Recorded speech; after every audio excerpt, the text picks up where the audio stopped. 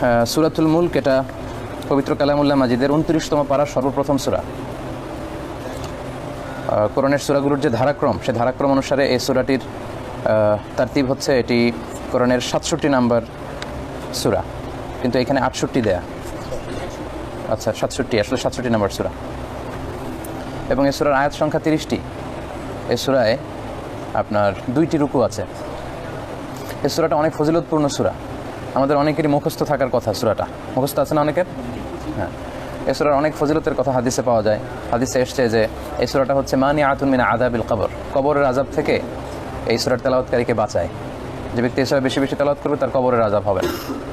আবার অন্য হাদিসে পাওয়া যায় যে শাফাআত লি সাহিবিহা, যারা এই সূরা তেলাওয়াত করবে তাদের জন্য এই সূরাটা আল্লাহর কাছে সুপারিশ করবে, রেকমেন্ড করবে যাতে তাকে জান্নাতে ঢুকানো হয়। আরেক বর্ণনা এসেছে খাসামাত আন সাহিবিহা, এই সূরার তেলাওয়াতকারীর পক্ষে এই সূরা আল্লাহর সাথে ডিবেট করবে in the day of judgement, কিয়ামতের দিন তর্ক করবে। কতক্ষণ? হাত্তা আদখালাহুল্লাহুল জান্নাহ, যতক্ষণ না আল্লাহ এই সূরা তেলাওয়াতকারীকে জান্নাতে ঢুকাবে বলে ঘোষণা না দেয়, এই মর্মে ঘোষণা আসার আগ পর্যন্ত ডিবেট করতেই থাকবে। এবং বিশেষ করে রাতে তেলাওয়াতের ব্যাপারে আল্লাহ রাসূল সাল্লাল্লাহু আলাইহি ওয়াসাল্লাম আমাদেরকে গাইডলাইন দিয়েছেন, মান কারাআহা ফি লাইলাতিন ফাকাদ আকসারা ওয়া আতাবা। আল্লাহ রাসূল বলেছেন রাত্রিবেলা যে সূরা তেলাওয়াত করবে এটা তার জন্য খুবই কল্যাণকর হবে, অনেক সওয়াবের হবে।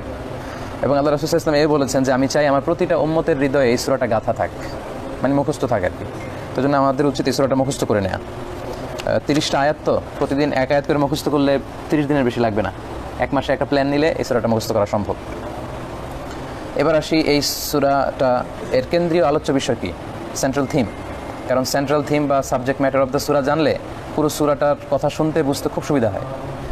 এই সূরার কেন্দ্রীয় আলোচ্য বিষয় বা সেন্ট্রাল থিম হচ্ছে আল্লাহর পরিচয় এবং আল্লাহর অস্তিত্বের প্রমাণ। আই রিপিট, আমি আবারও বলছি, এই সূরার কেন্দ্রীয় আলোচ্য বিষয়, সাবজেক্ট ম্যাটার বা সেন্ট্রাল থিম হচ্ছে আল্লাহর পরিচয় দেওয়া হয়েছে চমৎকারভাবে এই সূরায়, এবং আল্লাহর অস্তিত্বের প্রমাণ দেওয়া হয়েছে এই সূরায়। অনেকে স্রষ্টার অস্তিত্ব খুঁজে পায় না, তাদের জন্য এই সূরাটা একটা মহৌষধ। বিশেষ করে এই যে অ্যাথিইজমের কথা আমরা প্রায় বলি, তাদের জন্য এই সূরাটা একটা চমৎকার মহৌষধ হিসেবে কাজ করতে পারে। এই সূরার বিভিন্ন আয়াতে দেখবেন যে আল্লাহ ওনার চমৎকার পরিচয় দিয়েছেন এবং ওনার সৃষ্টির বিভিন্ন বর্ণনা দিয়েছেন, যে এই সৃষ্টিটা আমি এভাবে করেছি, আমার সৃষ্টির দিকে নজর করে দেখো, আমার সৃষ্টির ভেতরে তুমি স্রষ্টার গন্ধ খুঁজে পাবে বা স্রষ্টার অস্তিত্ব খুঁজে পাবে। একজন মানুষ যদি সাদা মনের অধিকারী হয়, কলবে সালিমের অধিকারী হয়, নিরাপদ আত্মার অধিকারী হয়, সে যদি সৃষ্টি নিয়ে গবেষণা করে, মানে সে যদি আকাশের দিকে তাকায়, সে যদি মেঘমালার দিকে তাকায়, সে যদি বাতাসের দিকে তাকায়, সে যদি পাহাড়, সাগর, মরুভূমি, আফ্রিকার জঙ্গলের এই বিশাল এরিয়ার দিকে তাকায়, তাহলে সে এই সৃষ্টি নৈপুণ্যের ভেতরে স্রষ্টার অস্তিত্ব খুঁজে পাবে। তার আত্মা তাকে বলে দিবে যে someone is controlling everything in this multi dimensional universe. একজন আছেন, একজনকে থাকতেই হবে যিনি এই মহাবিশ্বটাকে পরিচালনা করছেন। তিনি হচ্ছেন মহাব্যবস্থাপক, এই মহাবিশ্বের মহাব্যবস্থাপক, তিনি সব কিছু নিয়ন্ত্রণ করছেন। এটা আপনি টের পাবেন যদি আপনি ওইভাবে চিন্তা করেন। আর যদি চিন্তা করেন যে দিন আসলো, রাত আসলো, বছর গড়িয়ে নতুন বছর আসলো, শীত শেষে বর্ষা আসে, বর্ষা শেষে শরৎ আসে, কালো চুল সাদা হচ্ছে, যাচ্ছে তো যাচ্ছে, এইভাবে যেতে থাকলে কিন্তু কিছু বোঝা যাবে না। কিন্তু আপনি যদি খেয়াল করেন, মানে একই জিনিস থেকে একজন এক একটা জিনিস খুঁজে পায়। অনেকে বিমানে বসে ওখানে মুভি দেখার সুযোগ আছে, কেউ হয়তো মুভি দেখে, আর কেউ হয়তো জানলা দিয়ে তাকিয়ে এই মেঘের রাজ্যের মধ্যে স্রষ্টার অস্তিত্ব খুঁজে বেড়ায়। তো কেমন যেন এই সূরায় আল্লাহ আমাদেরকে বলতে চাচ্ছেন যে তুমি আমার সৃষ্টির দিকে নজর করে দেখো, তুমি সেখানে আমাকে খুঁজে পাবে। তাহলে সূরাতুল মুলকের সেন্ট্রাল থিম হচ্ছে আল্লাহর পরিচয় এবং আল্লাহর অস্তিত্বের প্রমাণ। আমরা যদি পড়তে শুরু করি তাহলে আপনারা দেখবেন যে আল্লাহ কত চমৎকারভাবে আল্লাহর পরিচয় এখানে তুলে ধরেছেন, এবং ওনার অস্তিত্ব যে টের পাওয়া যায়, সৃষ্টির মধ্যে যে স্রষ্টার অস্তিত্ব টের পাওয়া যায়, স্রষ্টার ঘ্রাণ টের পাওয়া যায়। কথাগুলো শুনতে একটু অন্যরকম শোনা যায়, স্রষ্টার ঘ্রাণ আবার কীরকম। হ্যাঁ, এটা একান্তই উপলব্ধির বিষয়। You have to feel it. আপনি এটা ফিল করতে পারবেন যদি এই সূরাটা আপনি পড়েন। তাহলে আসেন আমরা দেখি যে আল্লাহ তাআলা এখানে কী বলছে। সূরাটার নাম হচ্ছে সূরাতুল মুলক। আল মুলক মানে কি? হ্যাঁ, রাজত্ব, কিংডম। আর কি বলা যায়? ডমিনিয়ন। আর মুলকের আর কোনো অর্থ জানা আছে কারো? সার্বভৌম ক্ষমতার, সার্বভৌমত্ব আর কি, সভরেন্টি। হ্যাঁ, সভরেন্টি। আল মালিক হচ্ছে সার্বভৌম ক্ষমতার অধিকারী, আর মুলক মানে সার্বভৌম ক্ষমতা। আর কিছু? এগুলোই না। আসলে মুলক মানে হচ্ছে এই যে ক্ষমতা, তাই না? পাওয়ার, সভরেন্টি, অথরিটি বা কিংডম। তো এই পুরো সূরার মধ্যে আল্লাহ বোঝাতে চাইবেন যে মূল ক্ষমতা হচ্ছে আল্লাহর হাতে। আমরা যেমন সব ক্ষমতার দাবি করি, এই ক্ষমতাটা আসলে আপেক্ষিক। এই যে বলা হয় যে গণতান্ত্রিক দেশে এটার খুব চর্চা করা হয় যে সকল ক্ষমতার উৎস হচ্ছে জনগণ। কথাটা আসলে পুরোপুরি ঠিক না, ঠিক হলেও আংশিক ঠিক বা আপেক্ষিক। কিন্তু সকল ক্ষমতার উৎস আল্লাহ, এটা একেবারে অ্যাবসলিউটলি অ্যাবসলিউট, তাই না? আমাদের ক্ষমতার আল্লাহর ক্ষমতার যদি আপনি কম্পেয়ার করেন তাহলে দেখবেন যে আমাদের ক্ষমতা সাময়িক, 5 বছর 10 বছরের জন্য, এরপর ক্ষমতা চলে যায়। আল্লাহর ক্ষমতা কি চলে যায়? কখনো চলে যায় না। আবার আমরা ক্ষমতায় যেতে গেলে অনেকের সহায়তা লাগে। আল্লাহর কি সহায়তা লাগে? ওয়ালাম ইয়াকুল্লাহু শারীকুন ফিল মুলকি ওয়া কাব্বিরহু তাকবীরা। তার ক্ষমতায় কোনো পার্টনার নেই, শরিক নেই। আমরা কিন্তু ক্ষমতায় যেতে হলে শরিক দল লাগে, জোট লাগে, কোয়ালিশন ইত্যাদি ইত্যাদি লাগে, কিন্তু আল্লাহর ক্ষমতা ক্ষেত্রে এটা লাগে না। আবার আমাদের ক্ষমতা শুরু আছে, শেষ আছে। আল্লাহর ক্ষমতা শুরু নাই, শেষ নাই। তিনি সূচনাহীন অতীতকাল থেকে এই ক্ষমতার চেয়ারে বসা, আর শেষহীন বা সীমাহীন ভবিষ্যৎ পর্যন্ত এই ক্ষমতার চেয়ারে থাকবে। আবার আমরা ক্ষমতা পেলে এই ক্ষমতা আবার ছিনিয়ে নেয় অনেকে, এটা হয় না? যে কেউ প্রধানমন্ত্রী ছিল, মিলিটারি কু হলো, এখন আর ক্ষমতা নেই। আল্লাহর ক্ষেত্রে কি এটা সম্ভব? সম্ভব না। তার মানে আসল ক্ষমতার অধিকারী তিনি। এজন্য আল্লাহ রাসূল সাল্লাল্লাহু আলাইহি ওয়াসাল্লামকে বলেছেন যে নবী আপনি দ্ব্যর্থহীন কণ্ঠে ঘোষণা করে দেন যে ক্ষমতার মালিক হচ্ছি আমি। কুলিল্লাহুম্মা মালিকাল মুলক তুতিল মুলকা মান তাশা ওয়া তানজিউল মুলকা মিম্মান তাশা। হে নবী আপনি বলুন যে আল্লাহ আপনি হচ্ছেন ক্ষমতার মালিক, আপনি যাকে চান ক্ষমতা দেন, আবার যাকে চান তার কাছ থেকে ক্ষমতা ছিনিয়ে নেন। এমনকি মহাবিশ্ব যখন ধ্বংস হয়ে যাবে, কুল্লু মান আলাইহা ফান ওয়া ইয়াবকা ওয়াজহু রাব্বিকা যুল জালালি ওয়াল ইকরাম, সব যখন ধ্বংস হয়ে যাবে শুধুমাত্র কেবলমাত্র আল্লাহ থেকে যাবেন। কারণ আল্লাহর কোনো লয় নাই, ক্ষয় নাই, তিনি অব্যয় অক্ষয়, সদা জাগ্রত, সদা সজাগ, মালিকুল আমলাক, রাজাধিরাজ তিনি। তো সব যখন নিঃশেষ হয়ে যাবে তখন আল্লাহ বলবেন যে লিমানিল মুলকুল ইয়াউম, ক্ষমতাকার, who belongs the kingdom today, who belongs the sovereignty today. তো কেউ তো উত্তর দেওয়ার নেই, আল্লাহ নিজে আবার প্রত্যুত্তর করবেন যে লিল্লাহিল ওয়াহিদিল কাহ্হার, ক্ষমতা হচ্ছে শক্তিশালী মহাপরাক্রমশালী আল্লাহর জন্য। এই সবগুলো কথাকে একসাথে আনলে আমরা বুঝতে পারলাম যে আসল ক্ষমতা, প্রকৃত ক্ষমতা, অ্যাবসলিউট পাওয়ার হচ্ছে এটা কেবলমাত্র আল্লাহর হাতে, আমাদের হাতে নাই। যে উদাহরণগুলো আমরা টানলাম যে সাময়িক, লিমিটেড, রিলেটিভ, কিন্তু আল্লাহর ক্ষমতাটা অ্যাবসলিউটলি অ্যাবসলিউট। তাহলে এই সূরায় আমরা আল্লাহর ক্ষমতার ব্যাপারে জানবো, আল্লাহর পরিচয় এবং আল্লাহর অস্তিত্বের প্রমাণ আমরা শুনবো। আমরা শুরু করি। আউযু বিল্লাহি মিনাশ শাইতানির রাজীম। বিসমিল্লাহির রহমানির রহিম। তাবারাকাল্লাযী বিয়াদিহিল মুলকু ওয়া হুয়া আলা কুল্লি শাইইন কাদির। সুমহান সে সত্তা যার হাতে ক্ষমতা আর তিনি হচ্ছেন সব বিষয়ে ক্ষমতাবান। বিয়াদিহিল মুলক, তার হাতে ক্ষমতা, আল্লাহর হাতে ক্ষমতা, আর তিনি হচ্ছেন আলা কুল্লি শাইইন কাদির, সব বিষয়ে তিনি করতে সক্ষম, যেটা চান করতে পারেন। এই এক্সপ্রেশনটা কোরআনের অনেক জায়গায় পাবেন, আলা কুল্লি শাইইন কাদির। এটা আল্লাহর চমৎকার একটা পরিচয় যে আলা কুল্লি শাই, আরবরা বলে কুল্লি শাই মানে সবকিছুই তিনি করতে পারেন। ফাআলুল লিমা ইউরিদ, তিনি যা চান তাই করতে পারেন, তাই বলে যা চান তাই তিনি করেন না। উনি একটা সুন্নাতের মধ্যে দিয়ে চলেন, সুন্নাতুল্লাহি ফিল খালক, সুন্নাতুল্লাহি ফিল আরদ। এবং আরেক আয়াতে পাওয়া যায় ইন্নামা আমরুহু ইযা আরাদা শাইআন আইয়াকুলা লাহু কুন ফায়াকুন, কিছু করতে চাইলে তিনি কুন বলেন। তার মানে কি কিছু করার জন্য উনি কুনের প্রতি মুখাপেক্ষী না, সেটাও না। ওটা ওই যে সুন্নাতুল্লাহি ফিল খালক, সুন্নাতুল্লাহি ফিল আরদ। আল্লাহ কুন বলেন, বি ইট ওয়াজ, কুন হও, এটা হয়ে যায়। এই যে আমরা মহাবিশ্ব সৃষ্টির কথা বলি, কসমোলজির কথা বলি, যে এখন বিজ্ঞানীরা বলছে মহাবিস্ফোরণ দিয়ে নাকি এই মহাবিশ্ব সৃষ্টি। তারপরে এই যে সৌরজগৎ, গ্যালাক্সি, মিল্কি ওয়ে, এক একটা কসমিক ওয়েব দিয়ে এটাকে বেঁধে রেখেছে, গ্যালাক্সির পর গ্যালাক্সি, এক একটা এক এক নেচারে চলে। তো এই মহাবিশ্বের এই বিস্ফোরণটা হয়েছিল যেই মহা শব্দের মধ্য দিয়ে, শব্দটা ছিল কুন। আল্লাহ বলেছেন কুন ফায়াকুন, বি ইট ওয়াজ, হয়ে যায়। তিনি হও বললেই হয়ে যায়। তার মানে আলা কুল্লি শাইইন কাদির, সব বিষয়ের উপর তিনি ক্ষমতাবান। এখানে আলাদা করা যাবে না, এটা পারে কিনা ওইটা পারে কিনা, না। স্রষ্টার ক্ষেত্রে পারে কিনা কোনো প্রশ্ন নাই, তিনি সব পারেন। আল্লাযী খালাকাল মাউতা, যিনি মৃত্যু সৃষ্টি করেছেন, ওয়াল হায়াতা, জীবনকে সৃষ্টি করেছেন। মৃত্যু আর জীবনকে তিনি সৃষ্টি করেছেন। দেখেন আগে মৃত্যুর কথা বলছে, তারপরে বলছে জীবন। তার মানে আগে আমরা মৃত ছিলাম, পরে আল্লাহ জীবন দিয়েছেন, আবার মরে যাব। তো সিকোয়েন্সটা তাহলে ঠিক আছে, আগে মৃত্যু তারপরে জীবন। কেন এই জীবন মৃত্যুর এই দৃশ্যায়ন পৃথিবীর বুকে কেন? লিয়াবলুয়াকুম, যাতে করে তিনি তোমাদের পরীক্ষা করতে পারেন। তাহলে জীবন মৃত্যুর এই যে আদম আলাইহিস সালাম আসলেন চলে গেলেন, নবীরা আসলেন চলে গেলেন, মহাবিশ্বে কত মানুষ আসলো আবার চলে গেল, আমরাও আসলাম আবার চলেও যাব, মহাসত্য এটা, তাই না? থাকবো না, এই যে কেউ থাকবে না। এই যে আসা যাওয়া, জীবন মৃত্যু, এটার মূল উদ্দেশ্য হচ্ছে, অবজেক্টিভ হচ্ছে কি? লিয়াবলুয়াকুম, যাতে করে তিনি তোমাদেরকে পরীক্ষা করতে পারেন। তার মানে পৃথিবীটা হচ্ছে পরীক্ষা, পুরো পৃথিবীটা একটা বড় পরীক্ষার হল। যে পরীক্ষার হলে আমরা পরীক্ষা দিচ্ছি আর কি। এখন যদি 50 বছরের হায়াত পাই, পুরো সময়টাই হচ্ছে পরীক্ষার সময়। এই যে পরীক্ষা, এই পরীক্ষার ব্যাপারে অনেক আয়াত পাওয়া যায়। ওয়ালা নাবলুয়ান্নাকুম বিশাইইম মিনাল খাউফি ওয়াল জু'i ওয়া নাকসিম মিনাল আমওয়ালি ওয়াল আনফুসি ওয়াস সামারাত, অনেক লম্বা চূড়া কথা। আল্লাহ ভয় দিয়ে পরীক্ষা করবেন, তারপরে ক্ষুধা দিয়ে পরীক্ষা করবেন, প্রাণনাশ, সম্পদের ক্ষয়ক্ষতি, অনেক কিছু দিয়ে বিশ্বাসীদেরকে আল্লাহ পরীক্ষা করবেন। মানে আমি ঈমান এনেছি বলে হাত তুললেই আমি জান্নাতি, এত সোজাসাপটা না বিষয়টা। পরীক্ষা করে করে আপনাকে প্রমাণ করে পরীক্ষায় উত্তীর্ণ হতে হবে। তো যাতে করে তিনি পরীক্ষা করে নিতে পারেন যে আইয়ুকুম আহসানু আমালা, তোমাদের মধ্যে কে ভালো আমল করে, উত্তম আমল করে, কোয়ালিটিপূর্ণ আমল কে করতে পারে, এটা আল্লাহ দেখতে চান। যদিও তিনি জানেন যে আমরা কে কতদূর পারফর্ম করতে পারবো, আমাদের পারফরমেন্সের ব্যাপারে উনি জানেন, বাট আমরা যাতে কোনো ধরনের প্রশ্ন করতে না পারি আল্লাহকে, এজন্য তিনি পরীক্ষা নিয়ে আমাদেরকে জানিয়ে দিলেন। এমন যদি হতো সৃষ্টির পরেই, আমি তোমাকে সৃষ্টি করলাম, তুমি জান্নাতি, গো টু দ্য প্যারাডাইস, মিজান তুমি পৃথিবীতে খুব খারাপ কাজ করতা, তুমি জাহান্নামী হওয়া, যাও জাহান্নামে। আমিন ভাই লাফাতে লাফাতে জান্নাতে যেত, আমি যেতাম না। আমি বলতাম আল্লাহ এইমাত্র সৃষ্টি করলেন আর সৃষ্টি করেই বলতেছেন জাহান্নামে যাও, go to the hell fire, how come? কীভাবে আপনি বুঝলেন আমি জাহান্নামে যাবো? ও তো জাহান্নামে যাওয়ার কথা, আমি জান্নাতে যাওয়ার কথা, এরকম আমরা আর্গুমেন্ট দিতাম।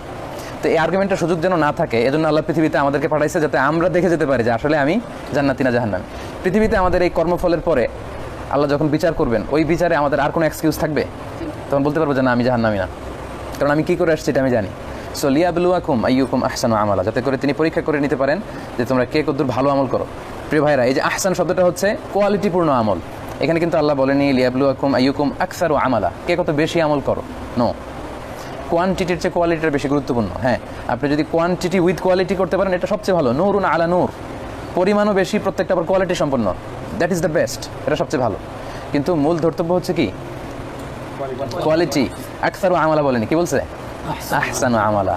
এজন্য আমাদের আমলগুলো যেন সুন্দর হয়, অনেক বেশি আমল করতে হবে। মানে সুবহানাল্লাহ সুবহানাল্লাহ সুবহানাল্লাহ এরকম বলতেছে, সুবহানাল্লাহ মানে কি এটাও বুঝতেছি না। আপনি যদি কাউকে ভালোবাসেন, ওর সামনে যে যদি বলেন ভালোবাসে ভালোবাসে ভালোবাসে, এক থাপ্পড় মেরে গাল ফাটা দিই, কি ভালোবাসা তুমি?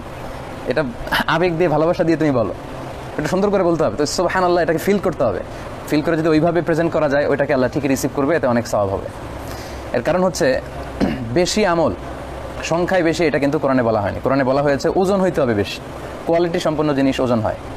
আপনার যদি ওজনে 2টা পাল্লা হবে তো খারাপ আর ভালো, ওজন বেশি হয়ে গেলে মুক্তি, মানে ডে অফ জাজমেন্টের যে পরীক্ষা, ওইটাতে আপনার নাম্বার যদি ওই ভালো কাজের বেশি পেয়ে যান তাহলে মুক্তি। 100তে কত পেলে আখেরাতে পাস বলেন তো? 100তে কত পেলে পাস? হ্যাঁ 33, আর হ্যাঁ 51। ফাআম্মা মান সাকুলাত মাওয়াজিনুহু ফাহুয়া ফি আইশাতির রাদিয়া, যার নেকের পাল্লা ভারী হবে, নেকের পাল্লা ভারী হতে আমার দরকার 51। কত দরকার? 51 হলেই ফাহুয়া ফি আইশাতির রাদিয়া। জাযাকাল্লাহ খাইর, বারাকাল্লাহু ফিক। 51 হলেই আপনি বেঁচে যাবেন, আশা করি আল্লাহ আপনার ক্ষমা করে দিবে। কিন্তু যদি ফাআম্মা মান খাফফাত মাওয়াজিনুহু, নেকের পাল্লা যদি কমে যায় আর ওইটা যদি 51 হয়ে যায়, এটা যদি 49, তাহলে খবর আছে। তাহলে লিয়াবলুয়াকুম আইয়ুকুম আহসানু আমালা, কোয়ালিটি সম্পন্ন কাজ করতে হবে। ওহুল আজিজ আল গফুর, তিনি হচ্ছেন মহাপরাক্রমশালী, তারপর ক্ষমাশীল। দেখেন পরিচয় চলতেছে, আল্লাযী খালাকা সাবআ সামাওয়াতিন, তিনি এমন সত্তা যিনি 7 আকাশ তৈরি করেছেন। তিবাকা, স্টেজ আফটার স্টেজ, স্তরে স্তরে। আমরা যেটা দেখি এটা হচ্ছে প্রথম আকাশের মহাশূন্য, এটাই কসমোলজি নিয়ে কথা বলতে হবে। আপনারা যারা সায়েন্সের ব্যাকগ্রাউন্ড আরও ভালো জানেন আমার চেয়ে, ওদিকে আমরা না যাই। স্তরে স্তরে আকাশ তিনি তৈরি করেছেন। মা তারা ফি খালকির রহমানি মিন তাফাউত, তুমি এই রহমানের সৃষ্টির মধ্যে কোনো ধরনের খলাল, কোনো নুকসান খুঁজে পাবে না। তাফাউত মানে কি ভাই? খলাল, নুকসান, নাকস, খলাল, কোনো তাফাউত খুঁজে পাবে না। সৃষ্টির দিকে তাকান আপনি, আকাশ দেখেন, বাতাস দেখেন, কীভাবে গাছগুলো বড় হয়, কীভাবে গবাদি পশুর পেট থেকে ছোট্ট বাচ্চা বের হয়, মুরগি ছানা কীভাবে বড় হয়, হাঁস কীভাবে সাঁতার কাটে, পাহাড় কত সুন্দর, মেঘমালা কীভাবে চলে, একটার পর একটা নিয়ে যদি আপনি দেখেন, একটা খুঁত আপনি ধরতে পারবেন না আল্লাহর সৃষ্টি নৈপুণ্যের ভেতরে, একটা খুঁত। একটা গল্প শুনছিলাম আমরা ছোটোবেলায়, অনেকে হয়তো জানেন, যারা জানেন না তাদের জন্য বলি। একজন লোক একটা ভুল খুঁজে পাইছে আর কি, বটতলার নিচে, বট গাছের নিচে বিশ্রাম নিচ্ছে। আর তো সে ভুল খুঁজে পাইছে যে এত মোটা বট গাছ আর এটা ছোট্ট ফল, আর পাশে দেখলো এই লাউ গাছ, কুমড়া গাছ, তো দেখছেন যে চিকন গাছ, কিন্তু লাউ কুমড়া তো অনেক বড়। তো সে তাফাউত খুঁজে পাইছে, হায় রে কী সৃষ্টি করলো, এটা হইলো বট গাছের এত ছোট ফল আর চিকন চিকন এই লাউ গাছ আর কুমড়া গাছের এত বড়। তো সে আল্লাহর একটু ভুল টুল ধরে, ভুল ধরতে ধরতে তার ঘুম চলে আসছে। তো ঘুম ভাঙছে আবার আরেকভাবে, ওই বট গাছের নিচে আবার মাঝে মাঝে ওই বটের ফল পড়ে, ওইটা পড়ছে আবার তার নাকের ডগায়।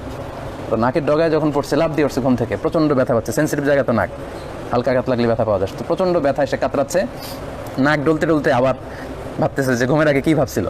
তো এখন ভেবে দেখে হায় হায় সর্বনাশ, আমি তো ভুল ভাবছি।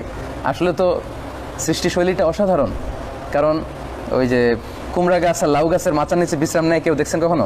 বিশ্রাম নেয় কোথায় লোকজন? পথিকরা বা বাজারে যারা যায়, বট গাছ দেখলে বিশাল ডালপালা সুন্দর, ওখানে বিশ্রাম নেয়।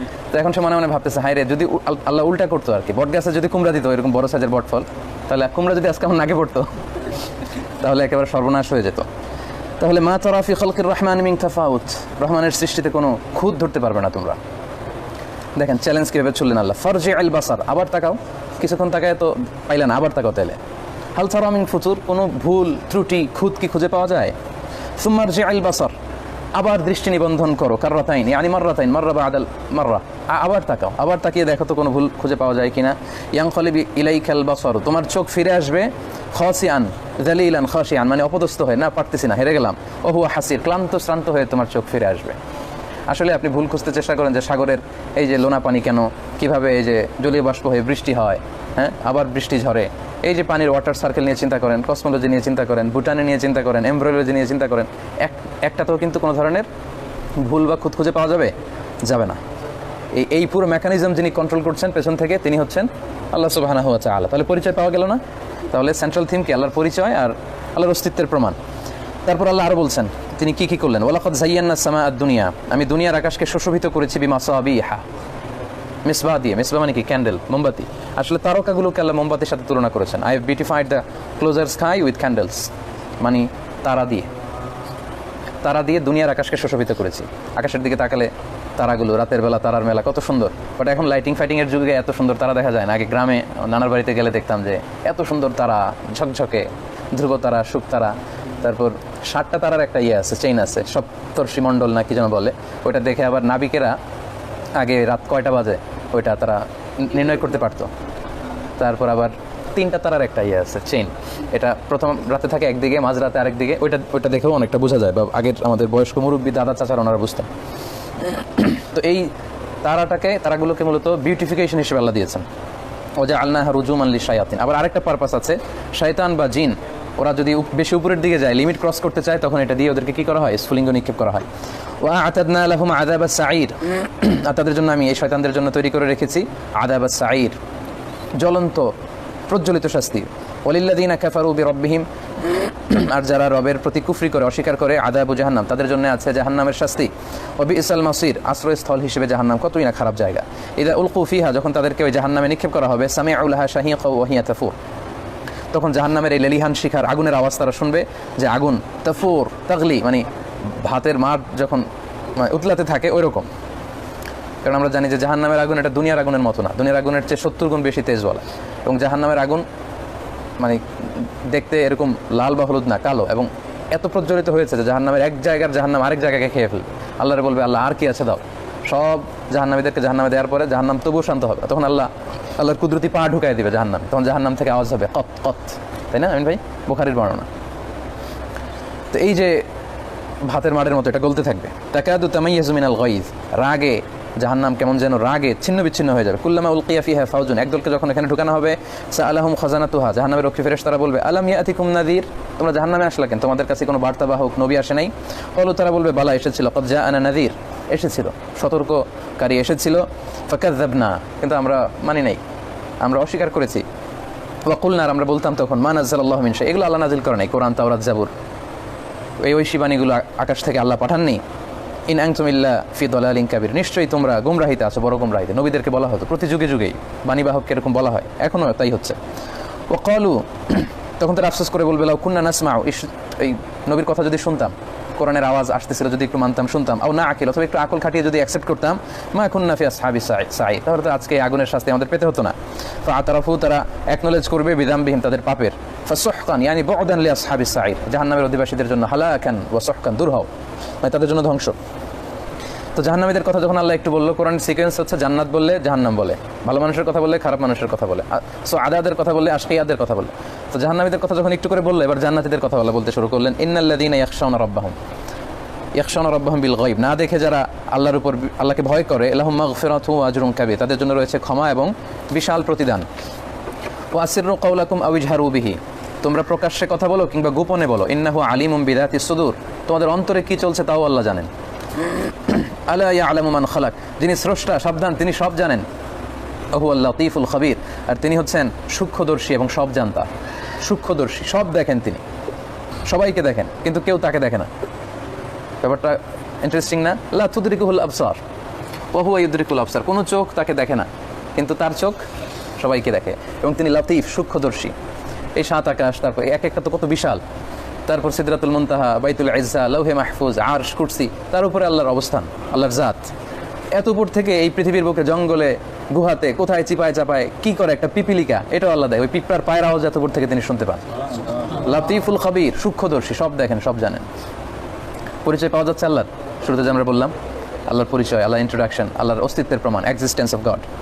ওয়াল্লাযী জাআলা লাকুমুল আরদা যালুলান, এরপর কি কি নিয়ামত দিলেন দেখেন। তিনি হচ্ছেন এমন সত্তা যিনি তোমাদের জন্য পৃথিবীটাকে করেছেন যালুলান, সাহলাতুল মাসালিক, মানে সহজে চলা যায় পৃথিবীর উপর দিয়ে, মানে উঁচু নিচু না, বন্ধুর না, সমান। বিমান থেকে তাকালে মনে হয় যে সবুজের কার্পেট, তাই না? খুব সুন্দর। ফামশু ফি মানাকিবিহা, পৃথিবীর অলিতে গলিতে ঘুরে বেড়াও। ওয়া কুলু মির রিজকি, তার রিজিক তোমরা ভক্ষণ করো। ইলাইহি নুশুর, কিন্তু এটা মনে রাখো তার দিকে ফিরে যেতে হবে। খাও দাও ফুর্তি করো হালাল পন্থায়, নো প্রবলেম, কিন্তু এটা keep in mind, you have to go back to your lord, ফিরে যেতে হবে। এজন্য কেউ বললে আমরা বলি ইন্না লিল্লাহি ওয়া ইন্না ইলাইহি রাজিউন, নিশ্চয়ই আল্লাহর জন্য আর আল্লাহর দিকেই আমাদেরকে ফিরে যেতে হবে বা প্রত্যাবর্তন করতে হবে। এরপর আল্লাহ দুইটা ধমক দিলেন আমাদেরকে, শুনবেন ধমক দুইটা, মানে একটু থ্রেড দেওয়ার মতো আর কি, একটু ওয়ার্নিং। মাঝে মাঝে প্রথমে সুন্দরভাবে বুঝালেন, এরপর কিছু উদাহরণ দিলেন, এবার একটু ধমকেরও দরকার আছে মাঝে মাঝে। আমরা বাচ্চাদেরকে অনেক সময় বলি এটা খাও এটা খাও, খায় না, বুঝাই বলি যে খেলে বিকেলে বেড়াতে নিয়ে যাবে এটা সেটা, তো এভাবে বুঝায়। আবার মাঝে মাঝে জরুরি জিনিস হলে সিম্পলি বুঝাই না, যেমন ওষুধ খাওয়ানোর জন্য। তিতো ওষুধ, আমার মনে আছে আমার ছোটো মেয়েকে ওষুধ খাই হচ্ছে, আমি হাত পা চেপে ধরলে আমার ওয়াইফ জোর করে, মনে হচ্ছে জোরে আসলে পানিশমেন্ট দিতেছি, চিৎকার করতেছি, বমি করে ফেলে দিচ্ছে, এরপর আমরা দেই।